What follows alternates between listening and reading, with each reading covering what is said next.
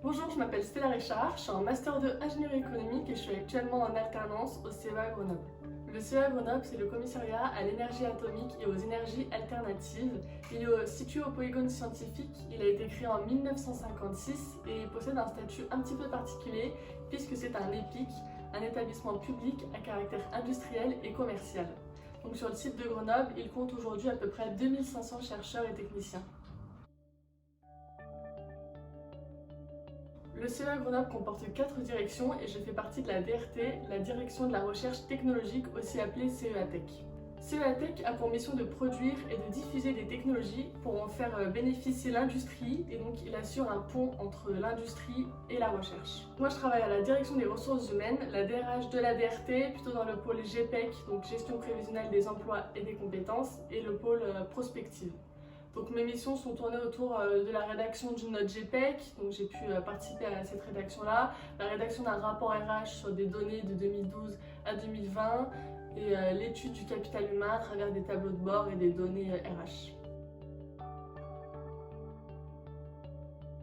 Dans le contexte de la Covid-19, j'ai eu la chance de pouvoir commencer mon alternance à 100% en présentiel, ce qui m'a permis de côtoyer mes collègues, de les connaître et de mieux m'intégrer.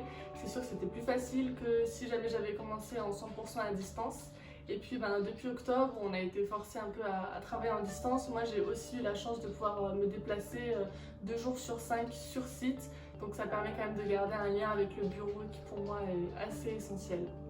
Et en ce qui concerne mes missions, c'est sûr que la Covid-19 elle impacte directement les ressources humaines, ça impacte directement notre travail, mais je trouve que ça donne un côté intéressant aux missions, donc je ne vis pas trop mal cette situation avec la Covid-19.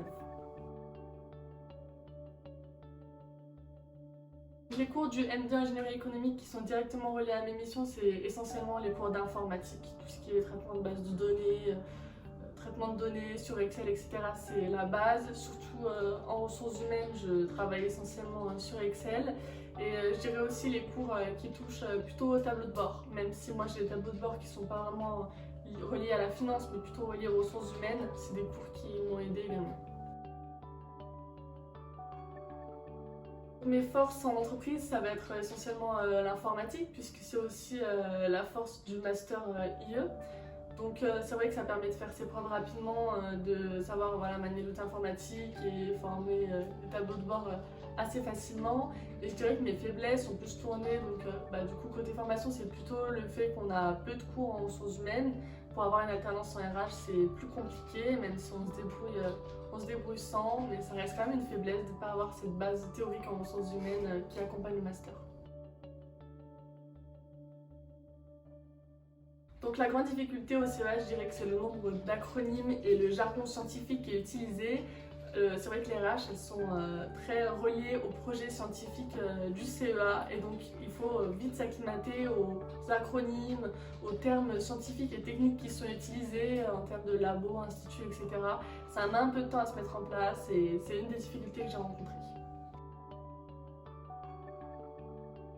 Pour parler planning prévisionnel au niveau de mes missions, je vais commencer moi en janvier une nouvelle mission plutôt basée du coup sur le capital humain, sa mesure, son pilotage avec des tableaux de bord RH. Et au niveau du mémoire, je dirais que j'aimerais bien pouvoir finaliser à trouver une problématique d'ici janvier-février pour pouvoir vraiment fournir un plan très détaillé au niveau du mois d'avril. Le thème de mon mémoire sera directement relié à mes missions de janvier qui seront relatives au capital humain. Donc pour mon mémoire, j'aimerais aborder les thèmes du pilotage du capital humain, pilotage de tableaux de bord, les tableaux de bord comme aide à la décision, comme aide au pilotage des ressources humaines, voilà, dans ces thèmes-là.